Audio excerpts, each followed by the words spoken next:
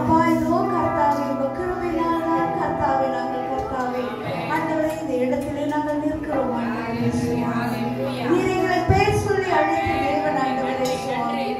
அப்பா எங்களை உருவாக்கின தேவன் ஆண்டவரே. தாயின் கருவிலே உருவாவதற்கு முன்னதாகவே எங்களை கர்த்தாவே பேர் சொல்லி அழைத்த தேவனாய் இருக்கிறேன். எங்களை கண்ட தேவனாய் இருக்கிறேன். உமக்கு நன்றி தகப்பனே. நாங்கள் காணாமல் ஆண்டவரே சுவாமி மண்ணிலே நிற்கும்படியாய் கர்த்தாவே ஆண்டவரே நாங்கள் காணாமல் போகாதபடி கர்த்தாவே ஆண்டவரே சுவாமி நாங்கள் தொலைந்து விடாதபடி ஆண்டவரே எங்களை தேடி கண்டுபிடித்து ராஜா இடத்திலே ஆண்டவரே உமக்கு ஸ்தோத்திரம் ஸ்தோத்திரம் கர்த்தாவே. நன்றி செலுத்துகிறோம் ஆவியானவரே. உமக்கு ஸ்தோத்திரம் ஸ்தோத்திரம் ராஜா. ஹல்லேலூயா. நன்றி ராஜா. உங்க கிருபை கர்த்தாவே மேலானது ஆண்டவரே சுவாமி. அப்பா நாங்கள் எங்க போனாலும் எங்க வந்தாலும் ராஜா ஆண்டவரே உங்களுடைய கிருபை மாத்திரமே மேலானது. ஹல்லேலூயா. ஸ்தோத்திரம் கர்த்தாவே. கிருபை மேலானதே, கிருபை மேலானதே, கிருபை மேலானதே, கிருபை மேலானதே, கிருபை மேலானதே,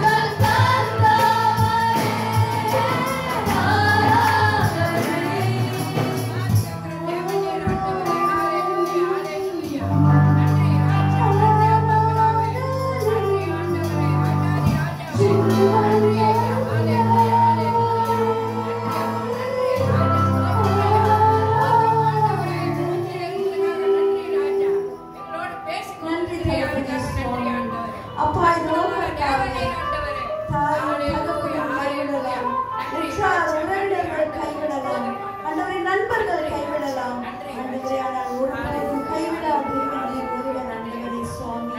அப்பா முடியாத காரியங்களை எங்கள் மத்தியில் நீர் செய்கிறவராய் இருக்கிறீர்கள் அப்பா. இதோ உலகம் முழுவதும் கர்த்தாவே அப்பா தந்தையர் தினத்தை கொண்டாடி கொண்டிருக்கிறார்கள் ஆண்டவரே. ஆனால் பரமபிதாவாகிய தேவன் நீர் கர்த்தாவே எங்களுக்காய் செய்த தியாகங்கள் கர்த்தாவே சொல்லி முடியாத ஆண்டவரே சுவாமி. நீர் பரம தகப்பனாய் இருக்கிறீர் ஆண்டவரே. அப்பா நீர் எங்கள் மீது வைத்த கிருபையினாலும் எங்கள் மீது வைத்த கர்த்தாவே ஆண்டவரே அளவில்லாத அன்பினாலும் எங்களை மீட்டெடுத்து நீர் நிறுத்தி இருக்கிறீர் ஆண்டவரே. அப்பா இதோ இந்த உலக பிரமாண காரியங்கள் அழிந்து விடலாம் ஆண்டவரே. அழியாத பொக்கிஷம் நீர் ஒருவரே ஆண்டவரே.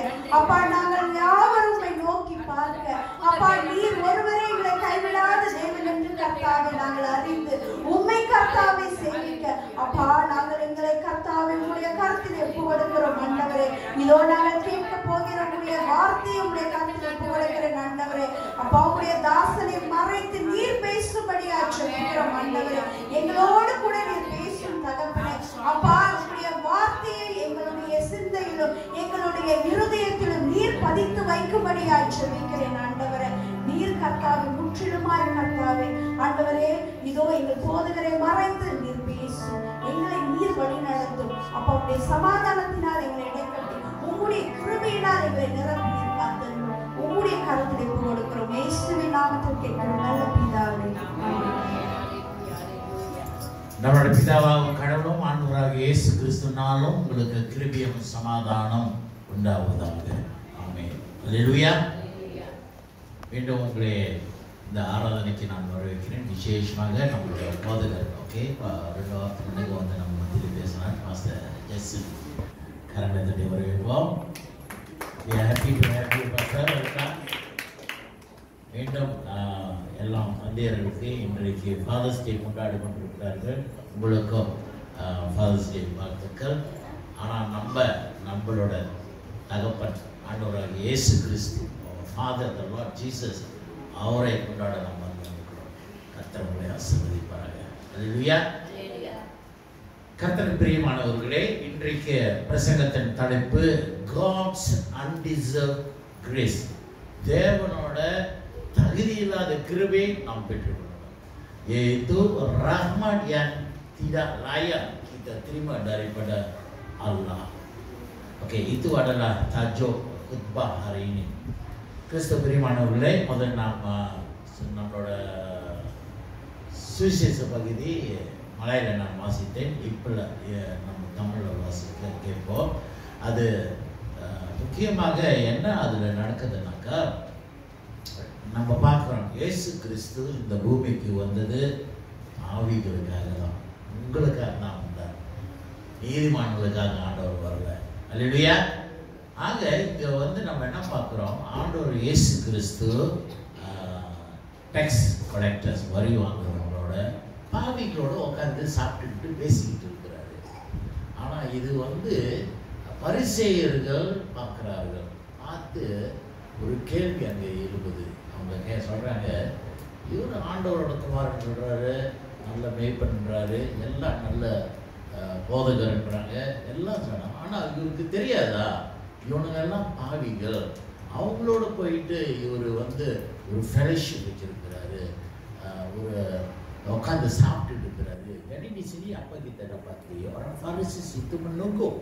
Dia orang kata Yesus kata adalah Tuhan, anak Allah, dia adalah seorang yang baik, guru. Tetapi adakah dia tak tahu yang dia itu duduk dan makan bersama itu, dia orang semua adalah pendosa. Mereka itu adalah dosa. Jadi bila you berkawan dengan orang dosa, kamu juga akan jadi pendosa. ஆக நீங்கள் பாவிகளோடு உட்காந்து உறவு வைக்கும்போது, fellowship சாப்பிடும் போது, அவங்களோட நீ ஒன்றா கூத்தடிக்கும் போது, அப்போ நீங்களும் பாவி தானே அப்படின்ட்டு அவங்க இந்த ஒரு கேள்வி இருக்கும். ஆக அதுக்கு பிறகு ஆண்டவராக இயேசு 2 ஊமைகள் சொல்கிறார். Dia bagi 2 upama untuk perkara yang bangkit di sini, masalah yang dibangkit di sini. ஆக அது நம்ம வாசித்து ஒரு கொஞ்சம் போவோம். ஏன்னா நம்ம நர்ம பகுதியும் தியானிக்க போகிறோம். வாசியம் வந்து லூக்கா 15:1-10 வரைக்கும். சகல ஆயக்காரரும் பாவிகளும் அவருடைய வசனங்களை கேட்கும்படி அவரிடத்தில் வந்து சேர்ந்தார்கள். பாருங்க, யாரு அந்த பாவிகள் எல்லாரும் வரிகரங்க இவங்கெல்லாம் இயேசுவே ஆண்டவரோட குமாரன், ரட்சிப்பு இவர் மூலியமா வருது வந்து உட்காந்து கேட்கிறாங்க பாருங்க. ஆனா பரிசேயர்கள் நினைக்கிறாங்க நாங்கெல்லாம் நீதிமான்கள், நாங்கெல்லாம் இதெல்லாம் இவர் சொல்றது என்ன நாங்க கேட்கறது, யாரும் உட்காந்து கேட்கல. ஆனா அவனுங்க ரட்சிக்கப்பட வேண்டும், பாவ மன்னிப்பு கிடைக்க வேண்டும் உட்காந்து கேட்கிறாங்க. அதுக்கு இவனுங்க குறை சொல்றாங்க. வாசிமா. அப்பொழுது பரிசேயரும் வேத பாரகரும் முறுமுறுக்கிறாங்களாம் பாருங்க. இவர் பாவிகளை ஏற்றுக்கொண்டு அவர்களோடு சாப்பிடுகிறார் என்றார்கள். அவர்களுக்கு அவர் சொன்ன ஊமையாவது, உங்களில் ஒரு மனுஷன் 100 ஆடுகளை உடையவனாயிருந்து அவைகளில் ஒன்று காணாமல் போனார், 99 ஆடுகளையும் வனாந்திரத்திலே விட்டு காணாமல் போன ஆட்டை கண்டுபிடிக்கும் அளவு தேடி திரியானோ. சரிங்க. இப்ப பாருங்க, இவங்க பரிசேயர்கள் நீதிமானை நினைக்கிறாங்க பாருங்க. நாங்கெல்லாம் நேரடியாக பரலோகத்துக்கு போயிடுவோம், ஒரு சொல்ற பேச்சு கேட்டுக்கிட்டு நாங்க எதுவும் செய்ய வேண்டியதில்லை, ஆண்டவர் எங்களுக்காக வந்தார், எங்களை தெரிந்து கொண்டார், நாங்க பரலோகத்துல எங்களுக்கு இடம் நிச்சயம் அப்படின்ட்டு நீதிமானா நினைச்சிட்டு இருக்கிறாங்க. இவனுங்கெல்லாம் பாவிகள், இவங்களோட நாங்க சேரக்கூடாது, நாங்க தனியாவே இருக்கோம், அவங்க கூட சேர்ந்தாங்க நாங்களும் பாவி ஆகிவிட்டு சொல்லிட்டு இருக்கிறாங்க. அதுக்கு விளக்கம் தான் ஆண்டவர் ஒரு உதாரணத்தை சொல்றாரு, ஒரு உவமையில. அதாவது உதாரணத்துக்கு ஒருவன் 100 ஆடு வச்சிருக்கிறான். அந்த 100 ஆடுல ஒரு ஆடு காண போனாக்கா அவன் சும்மா இருப்பானா, அவன் என்ன பண்ணுவான் அப்படின்ட்டு தான் இந்த உண்மை ஆண்டவர் இங்கே சொல்லுகிறார். அதே போல தான் உங்க வாழ்க்கையிலும் பாருங்க, நீங்க ஆடு வச்சிருக்கிறது உதாரணத்துக்கு ஒரு 10 ஆடு பாருங்க, 10ல் 1 காண பண்ணாங்க சும்மா இருப்பீங்களா? எப்படியாவது அந்த 9 அங்கே விட்டுட்டு போய் தேடணும். அதுதான் இங்க நடக்குது. ஒரு முன் உதாரணம் சொல்றாரு பாருங்க. வாசிமா. கண்டுபிடித்த பின்பு அவன் சந்தோஷத்துடனே அதை தன் தோள்களின் மேல் போட்டுக்கொண்டு வீட்டுக்கு வந்து சிநேகிதரையும் அயலாக்காத்தாரையும் கூட வரவழைத்து, காணாமல் போன என் ஆட்டை கண்டுபிடித்தேன், என்னோடு கூட சந்தோஷப்படுங்கள் என்பான் அல்லவா. பாருங்க, அந்த ஒரு ஆடு நீங்க காணா போனாக்கா அது கண்டுபிடிச்சது உங்களுக்கு எவ்வளவு சந்தோஷமா இருக்கும். இப்போ ஆடு விற்கிற விலை என்ன விலையா ஓடிக்கிட்டு இருக்குது. சிலருக்கு ஆட்டுக்கறினாக்கா வா இன்னுக்கு போயிடுவாங்க. கல்யாண விருதுல பார்த்தாக்கா ஆட்டுக்கறினாங்க, ஆட்டுக்கறி தான் அங்கே நிறையா இருக்கும். கோழி கூட அவ்வளோ எடுக்க மாட்டாங்க, அவ்வளோ விரும்பி சாப்பிடுவாங்க. ஏன்னா அவ்வளோ விலை ஆட்டரிச்சு. சரிங்களா? ஆக அந்த ஒரு ஆட்டுக்குட்டி நீ கண்டுபிடிக்கும் போது எவ்வளோ சந்தோஷப்படுங்க. இந்த கதையில ஆண்டவர் சொல்றாரு, அவன் தோல் மேலே கூப்பிட்டு சந்தோஷமா வீட்டுக்கு வந்து பக்கத்து கூட்டாளிங்க எல்லாத்தையும் கூப்பிட்டு சொல்றான். அந்த சந்தோஷத்தை பங்கு கொள்கிறான். அவ்வளோ சந்தோஷம் ஒரு ஆடு கண்டுபிடிச்சதுனால அப்படின்ட்டு ஆண்டவர் இங்க ஒரு உதாரணம் சொல்றாரு. வாசிமா. அது போல மனம் திரும்ப அவசியம் இல்லாத 99 நீதிமான்களை குறித்து சந்தோஷம் உண்டாகிறதை பார்க்கிறோம். மனம் திரும்புகிற ஒரே பாவியின் நிமித்தம் பரலோகத்தில் மிகுந்த சந்தோஷம் உண்டாயிருக்கும் என்று. பரலோகத்துல மிகுந்த சந்தோஷம் உண்டாவதா? அதாவது ஆண்டவர் அந்த பரிசேயர் பார்த்து சொல்றாரு பாருங்க, நீங்கெல்லாம் நீதிமான் நினைக்கிறீங்க, நீங்க மனம் பெற வேண்டியதுல பரவாயில்ல, ஆனால் இந்த வரிக்காரன் இந்த பாவிகள் ஒருத்தன் ரட்சிக்கப்பட்டாங்க, ஒருவன் ரட்சிக்கப்பட்டாலும் பரலோகத்துல தேவன் சந்தோஷப்படுகிறார்களாம். அல்லேலூயா. ஆக இதுல பாருங்க, ஒரு பாவி ரட்சிக்கப்பட்டாலும் பரலோகத்துல. அதனாலதான் ஆண்டவர் இயேசு சொல்றாரு, அந்த ஒரு ஆடு கூட தேடி போய் கண்டுபிடிக்க எவ்வளவு சந்தோஷம். அதே போல ஆண்டவர் இயேசு இந்த பாவிகளை ரட்சிக்கப்பட வேண்டும், பாவத்திலே இவங்க மறிக்க கூடாது. ஏன்னா பாவத்தின் சம்பளம் அவனுக்கு நரகத்துக்கு போயிடுவானுங்க. யாரும் நரகத்துக்கு போகாத கூடாதுக்காக தான் தேவன் தன்னோட ஒரே குமாரனை இந்த பூமிக்கு அனுப்பினாதான். யோவான் 3:16 நான் வாசிக்கிறேன்ல. அந்த பாவி அவன் ரட்சிக்கப்பட வேண்டும். அவன் இயேசுதான் தேவனோட குமாரன் என்று விசுவாசித்தாலே போதும், அவன் ரட்சிக்கப்படுகிறான். அவன் பரலோகத்துக்கு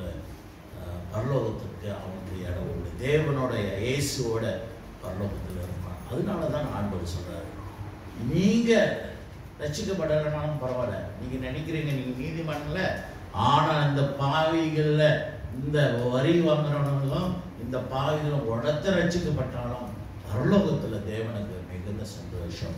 ரெண்டாவது உண்மை ஆண்டவர் சொல்றாரு, dua perkara Yesus berkata di sini. Dalam 100 ekor domba, kalau satu hilang, Tuhan itu akan pergi cari. Dan apabila dia jumpa balik domba itu, dia akan bergembira. Dia akan letak domba itu atas bahu, balik rumah, dan dia akan berkongsi kegembiraan itu bersama kawan-kawan, saudara mara. Begitu juga apabila seorang pendosa, kalau dia insaf dan terima Yesus adalah Allah, surga akan bergembira. பரலோகமே அங்க சந்தோஷப்படுகிறது தான் இங்க வாசிக்க tadi ya, apa yang kita dia pergi mencari domba yang hilang itu sehingga ditemukan. Setelah dia menemukan, dia memikul domba itu di bahu, tiba di rumah, dia panggil sahabat dan berkongsi kegembiraannya bila dia jumpa domba itu. Jadi Yesus berkata, begitulah juga kegembiraan di surga, kerana seorang yang dosa bertaubat lebih daripada kegembiraan ke atas 99 yang tak perlu bertaubat. Jadi orang Farisi ingat dia itu adalah orang betul, dia terus akan pergi ke surga. Jadi Yesus kata itu punya pesan, bila hari kehakiman dia akan tahu dia akan pergi surga dan dia akan pergi neraka. Tapi bila pendosa di sini, kalau dia bertaubat, bergembiralah di surga, kerana dia telah diterima ke surga. தொடர்ந்து அடுத்தது வாசிமா. அன்றியும் ஒரு ஸ்திரீ 10 வெள்ளி காசை உடையவளாய் இருந்து, எத்தனை காசு? 10 வெள்ளி காசு. ஒரு ஸ்திரீ, உதாரணத்துக்கு satu perempuan dia ada 10 keping uang emas, emas perak, வெள்ளி, சில்வர் இன்னைக்கு சரி விலை தான். அது எத்தனைனா அது வேற கணக்கு, ஆனால் சில்வருக்கு விலை இருக்குது. அவங்க 10ல் 1 காணா போனாலே எவ்வளோ பதட்டம் அவங்களுக்கு. ஆக அவங்க என்ன பண்றாங்க, இப்ப 1 காணா போச்சு, அதில் ஒரு வெள்ளி காசை காணாமல் போனால் விளக்கை கொளுத்தி வீட்டை பெருக்கி அதை கண்டுபிடிக்கிற வரைக்கும் ஜாக்கிரதையாய் தேடாமல் இருப்பாளோ? கண்டுபிடித்த பின்பு தன் சிநேகிதர்களையோ அயல் வீட்டுக்காரிகளையோ வரவழைத்து காணாமல் போன வெள்ளி காசை கண்டுபிடித்து என்னோடு கூட சந்தோஷப்படுங்கள் என்பாள் அல்லவா? ஆக பாருங்க, அவங்க 10ல் 1 காணா போனாங்க. ஏன்னா வெள்ளி பாருங்க, அதுக்கு மதிப்பு இருக்குது. அவங்க வீட்டு விளக்கை ஏற்றி ராத்திரி ஆனாலும் கூட்டி எப்படியாவது கண்டுபிடிச்சிடறாங்க பாருங்க. அதை கண்டுபிடிச்சி அவ்வளோ சந்தோஷப்படுறாங்க. அந்த வெள்ளி காசு கண்டுபிடிக்கிறது, அவங்களும் அந்த சந்தோஷத்தை எல்லாத்துக்கிட்டும் பகிர்ந்து கொள்கிறார்கள். தொடர்ந்து அதே போல மனம் திரும்புகிற ஒரே பாவி நிமித்தம் தேவனுடைய தூதருக்கு முன்பாக சந்தோஷம் உண்டாகிறது என்று உங்களுக்கு சொல்கிறேன் என்றார். என்று சொல்கிறேன். Jadi di sini kita dapati satu perempuan dia ada 10 keping uang perak. Apabila satu hilang, dia cari sehingga dia dapat disapu rumah itu sehingga satu keping itu dijumpa. Okey, apabila dia jumpa, dia bergembiralah kerana telah jumpa uang perak itu. Dia panggil jiran-jiran dan beritahu, gembiralah dengan aku kerana aku telah menemukan sekeping wang yang hilang. Aku berkata kepadamu bahawa malaikat-malaikat Allah bergembira kerana seorang yang berdosa bertaubat. Jadi itulah என்ன நம்ம பார்க்கிறோம், மனிதர் தேவ தூதர்கள் கூட சந்தோஷப்படுகிறார்கள். கிறிஸ்து பிரியமானவர்களே, இன்றைக்கு இந்த 2 உவமைகளில் நம்ம என்ன பார்க்கணும்னாக்கா, பரிசேயர்கள் இயேசு பாவிகளோடு உட்கார்ந்து சாப்பிட்டுட்டு இருக்கிறாரு. ஆனா இயேசு பூமிக்கு வந்தது பாவிகள் ரட்சிக்கப்பட வேண்டும், யாரும் நரகத்துக்கு போகக்கூடாது, யாரும் மறிக்க கூடாது. அதுக்காக இயேசு வந்தார். ஆக ஒரு பாவி ரட்சிக்கப்பட வேண்டும்ன்றதுக்காக ஆண்டவர் இயேசு தன்னோட உயிரை இந்த பூமியில சிலுவிலே தன் ரத்தத்தை சிந்தி மறித்தார். கிறிஸ்து பிரியமானவர்களே, இன்றைக்கும் அதே போல நம்ம வாழ்க்கையில் நம்மளையும் ஆண்டவர் விட்டு விலகி போனாலும் ஆண்டவர் நம்மளை தேடி வருகிறார். ஆண்டவர் நம்மளை நேசிக்கிறார். நீங்க கெட்டு போகக்கூடாது, நீங்களும் ரட்சிக்கப்பட வேண்டும். அதுக்காக தான் ஆண்டவர் இயேசு இந்த பூமிக்கு வந்து தன்னோட ஒரே குமாரன் தேவன் இந்த பூமிக்கு அழைத்து தன்னோட ஜீவனை ரத்தத்தை சிந்தி சிலுவில ரத்தத்தை சிந்தி மறித்தார். நீங்க ரட்சிக்கப்பட வேண்டும். அது தேவனோட கிருபை. அவர் தன்னோட குமாரனை இந்த பூமிக்கு. ஆக இன்றைக்கு நாம் சிந்திக்க வேண்டும், நம்ம யோசிக்க வேண்டும். இன்றைக்கு நான் பரலோகத்துக்கு போறேனாக்கா அது என்னோட சொந்த முயற்சினால, நான் செய்த காரியத்தினால, நான் எல்லாவற்றிலும் ஆண்டவருக்கு செய்தென்று நினைத்து நீங்க செயல்படுத்தியிருக்கிறோம். ஆனா அதுல முக்கியம் வந்து தேவனோட கிருபை அதுல இருக்கணும். அதுதான் பவுல் அருமையாக இன்றைக்கு விளக்கம் சொல்கிறார். ஆண்டவர் பாவிகளுக்காக வந்தது குறித்து இன்றைக்கு பவுல் அந்த கிருபை குறித்து என்ன சொல்கிறார்? வாசிமா அந்த வாசிக்கப்பட்ட நிறுவ பகுதி எபேசியர் 2:1-10. இந்த ரெண்டும் எபேசியஸ் 2:1. அக்கிரமங்களினாலோ பாவங்களினாலோ மரித்தவர்களாயிருந்த உங்களை உயிர்ப்பித்தார். Baga, kamu telah mati akibat kesalahan dan dosa yang dahulu kamu lakukan menurut jalan dunia, menurut raja segala kuasa di udara roh. Aga, நீங்க அக்கிரமத்தினால பாவத்தினால மரித்த, you were dead in sin. ஆனா ஆண்டவர் உங்க மேல அன்பு வைத்ததுனால, உங்க மேல கிருபை அவர் வைத்ததுனால, அவர் இறக்கப்பட்டதுனால உங்களை பாவத்திலிருந்து ஆண்டவர் விடுதலை ஆக்கினார். நீங்க உங்க சொந்த முயற்சியில நீங்க சபைக்கு காசு கொடுக்கறதுனால, சபையில வந்து இசை வாசிக்கிறதுனால, நல்லா பாட்டு பாடுறதுனால இல்லை. அது ஆண்டவருக்கு சித்தமாக இருக்கணும். ஆண்டவரோட கிருபை அதுல இருக்கணும். ஆண்டவர் மேல அது பிரியப்பட்டு அவர் இறக்கப்பட்டு செய்ததுனாலதான் நீர் ரட்சிக்கப்படுகிறார்.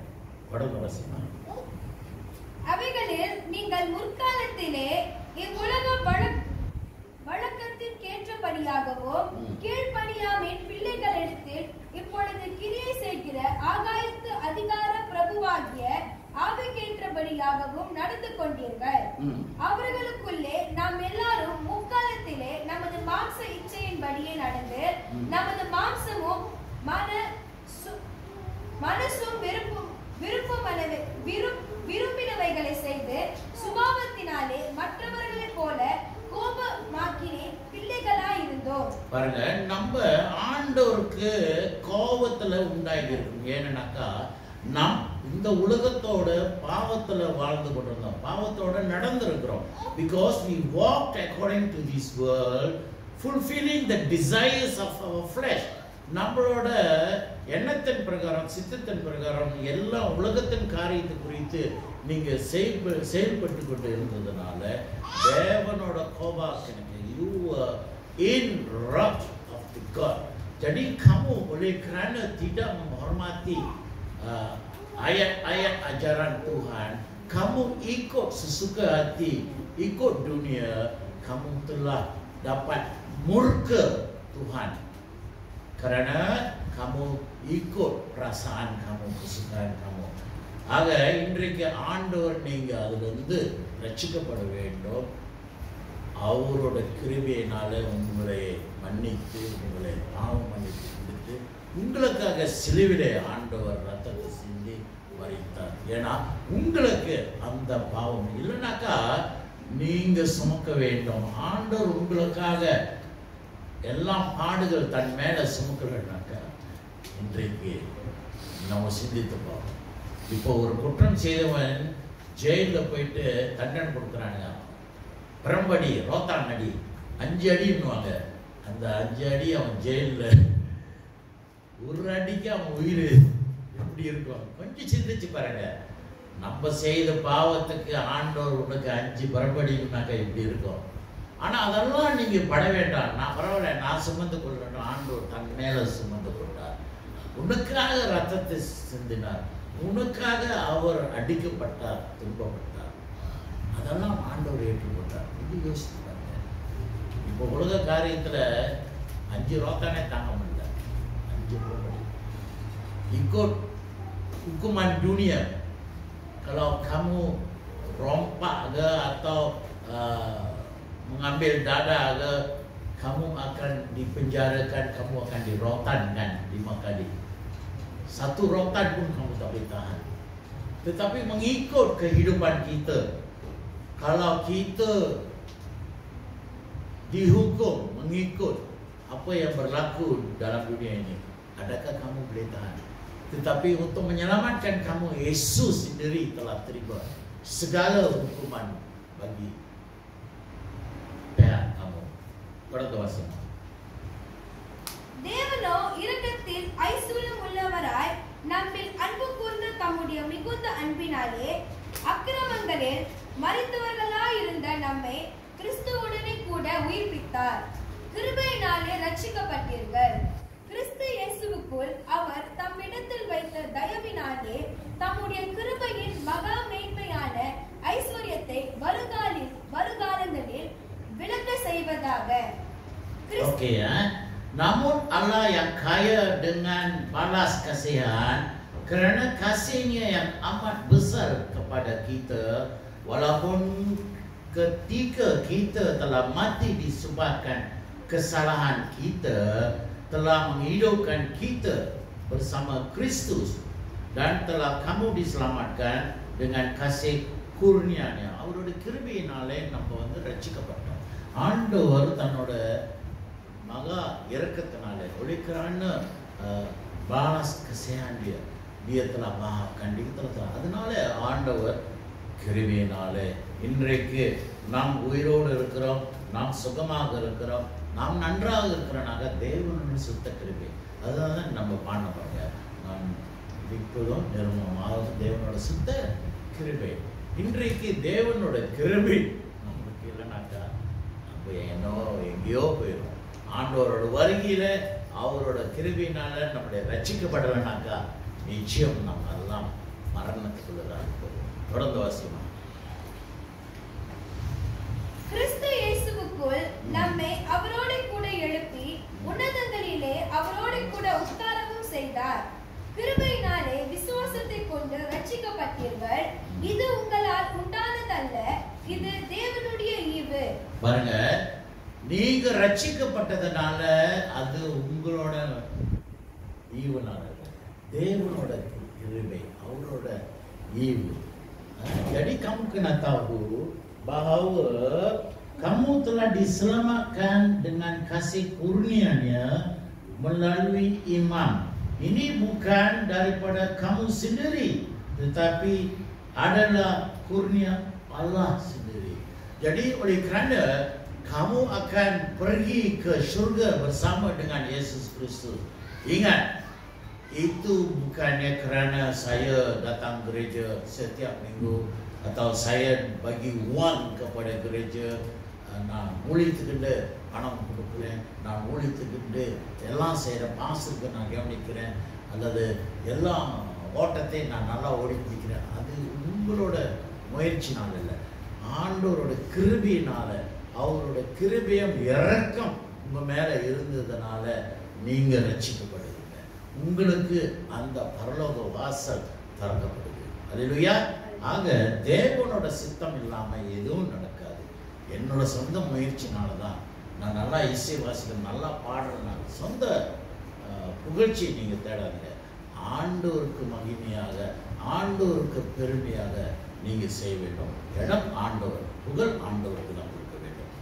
சொந்த இதில் அது தேவனோட கிருபையினால நம்ம எல்லாம் சரி. இன்றைக்கு நீ நல்லா இசை வாசிக்கிறியா, நல்லா பாடுறியா, அது ஆண்டவருடைய ஆசீர்வாதம், தேவனோட சித்தம். அது ஆண்டவருடைய ஆசீர்வதித்ததுனால தான் உனக்கு அந்த திறமைகள் உண்டு. ஆனால் நீ பெருமை கூட சிலர்கள் எவ்வளோ திறமை இருந்தும் கூட சபையில் வந்து வாசிக்க மாட்டாங்க, ஆனால் வெளியே போய் வாசிக்கிறாங்க, பப்படு வாசிக்கிறாங்க, எங்கள் ஸ்டேஜ் ஷோ வாசிக்கிறாங்க. ஆண்டவருடைய ஆசீர்வதித்தா அந்த திறமை கொடுத்தாக்கா ஆண்டவருக்கு முதலிடத்தை கொடுத்து செய்யுங்க.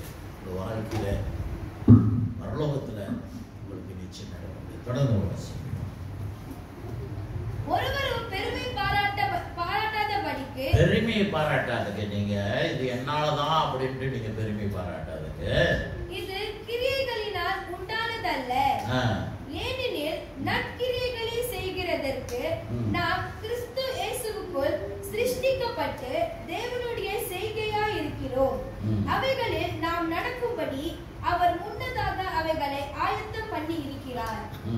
Bukan kerana usaha amalmu supaya tiada seorang pun yang dapat bermegah, kerana kita ini buatannya, dicipta dalam Kristus Yesus untuk melakukan perbuatan baik yang telah disediakan terdahulu oleh Allah untuk kita dilakukan. Aga இது தேவனோட சித்தம், முன்கூட்டியே ஆண்டவரோட திட்டம் இது செயல்.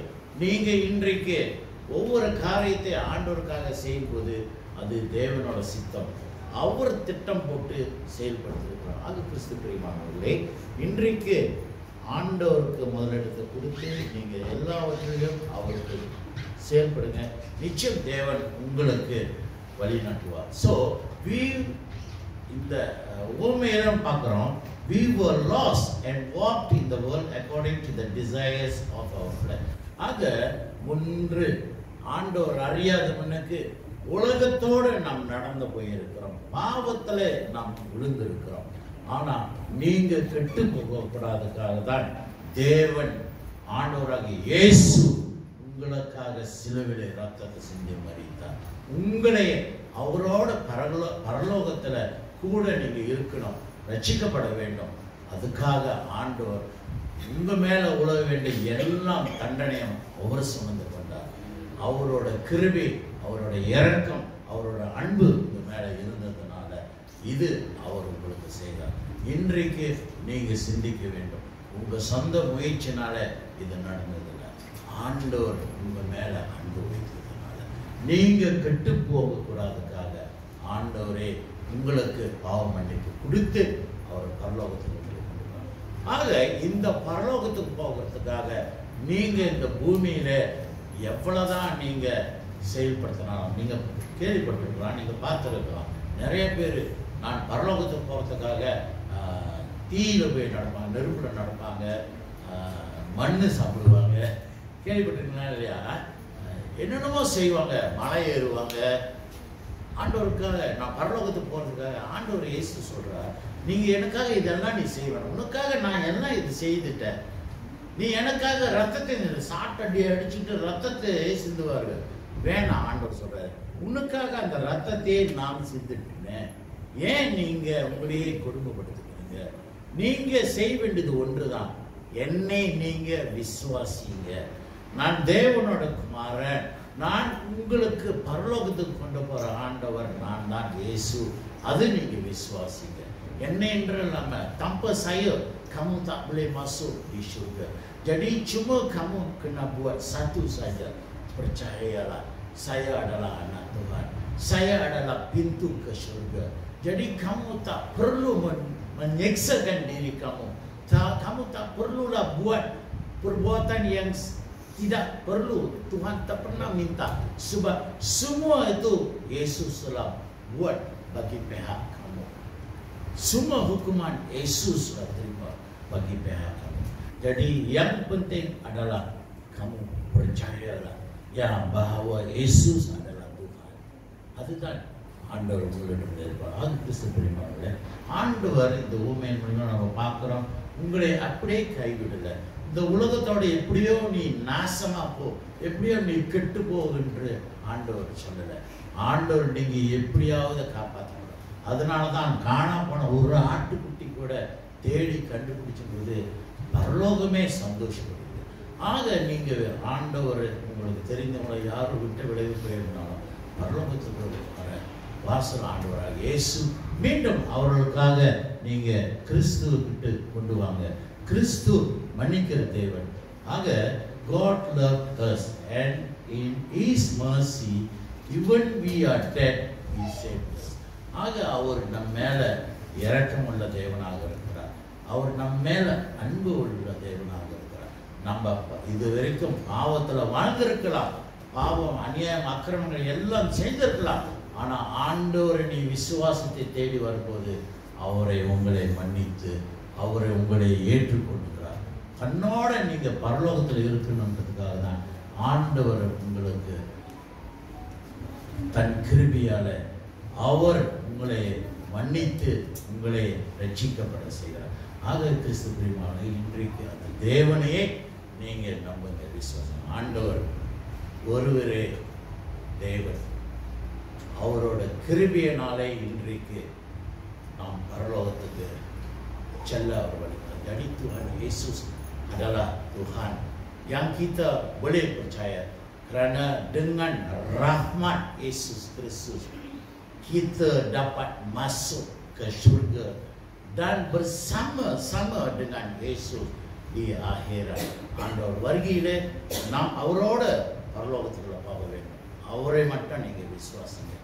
எந்த பிரச்சனைகள் வந்தாலும் என் ஆண்டவர் இயேசு என்னோடு இருக்கிறார், அது விட்டு விடுகிறார். ஆக நம்ம தகப்பன் ஆண்டவராக இயேசு அந்த தேவனை தொடர்ந்து நீங்க விசுவாசிங்க. இன்றைக்கு ஃபாதர்ஸ் டே, அதனால ஒரு வார்த்தை உங்களோட நான் பகிர்ந்து கொள்கிறேன். எடுத்துக்கொள்ளுமா, எபேசியர் தான் 6ஆம் அதிகாரம் வசனம் 1. பிள்ளைகளே பிள்ளைகளே கேளுங்க, பிள்ளைகளே இந்த வசனம் உங்களுக்கு தான். பிள்ளைகளே